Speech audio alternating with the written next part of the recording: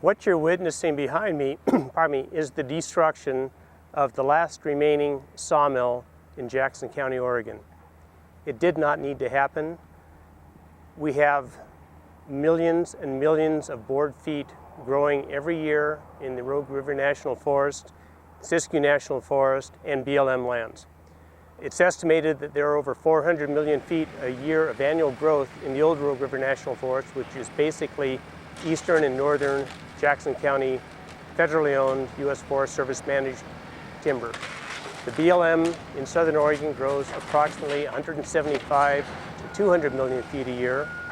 And the Siskiyou National Forest in Josephine County, it was estimated prior to the Biscuit Fire, grew about 800 to 850 million board feet of timber annually. What you see behind me is the result of mills not being able to have access to federal timber for whatever reason, mostly in the last 20 years to environmental lawsuits. If we had been able to salvage even the dead from the timberlands in Jackson County, this mill would probably still be going today. That would be enough volume to keep them operating annually. 25 years ago, we had 25 operating sawmills or plywood mills in southern Oregon, Josephine and Jackson County.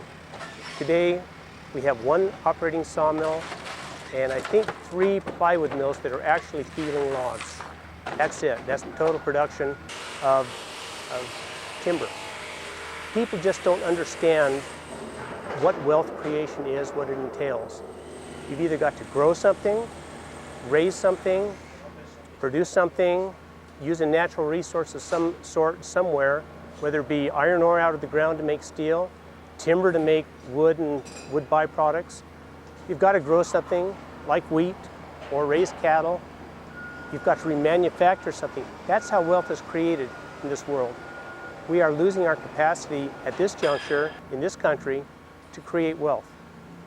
It's a sad, sad tale. It does not need to happen. It did not need to happen. And it's happening before your very eyes right now. What do we do about it? Well, if we do nothing, we're going to lose our natural resources. For instance, the timber we have growing in the hills and mountains all around us, that right now are growing at such an astronomical rate that our fire danger has never been greater. We saw the Biscuit Fire of 2002.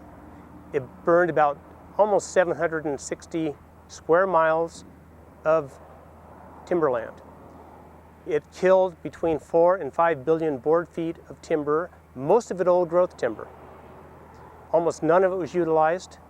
It's laying or it's standing in the forests over there and it's deteriorating as we speak.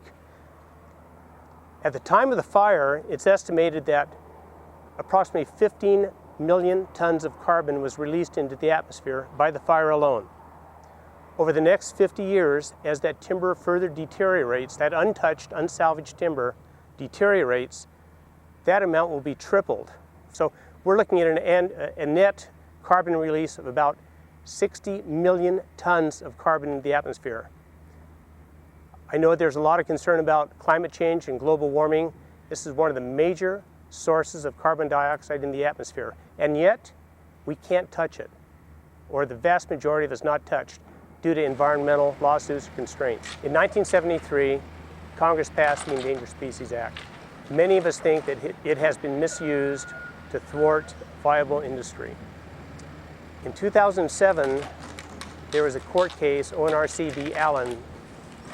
In effect, it stopped all logging in southern Oregon forests that are managed by the BLM, which are formerly known as the ONC lands. Zero was harvested from those lands in 2007.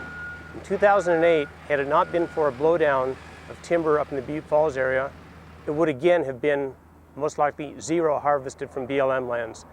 Right now, for 2009, it looks like almost all lands that are not going to be salvage lands will be off limits to harvesting in southern Oregon on BLM lands.